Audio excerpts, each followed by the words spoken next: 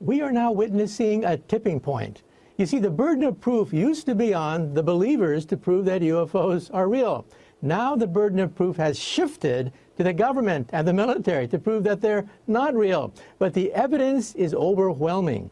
We have all this information from U.S. Navy pilots. We now have metrics. We can actually measure how fast they travel, how high they are, what kinds of centrifugal forces that they can experience.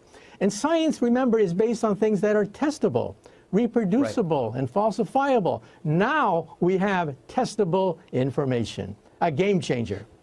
Both of us, both airplanes, see a disturbance in the water and a white 40-foot long tic-tac shaped object just hovering above the water, going forward, back, left, right. There's no rotor wash, there's no wings, nothing. And as I get within about a half mile of it, it rapidly accelerates to the south in about 2 seconds and disappears.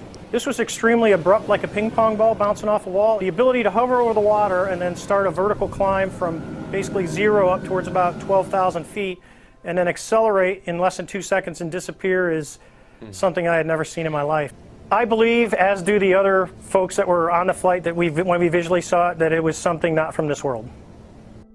We are well beyond right now establishing whether or not these things exist. It is an absolute fact that they are there. There is very compelling evidence that we may not be alone. There are no wing surfaces, there's no exhaust, so there's nothing that we're familiar with that we've deployed in the air that has a power source other than chemical energy like fuel. These are so radically different than anything we're familiar with, and their performance is so advanced and so sophisticated, it's frankly just baffling. So is it fair to boil it down to two possibilities? Either another country has leapfrogged the United States in technology, or extraterrestrial? Those are the leading hypotheses, yes. You think the U.S. government has debris from a UFO in its possession right now? Unfortunately, Tucker, I really have to be careful of my NDA. I really can't go into a lot of more detail in that. Okay. But simply put, yes.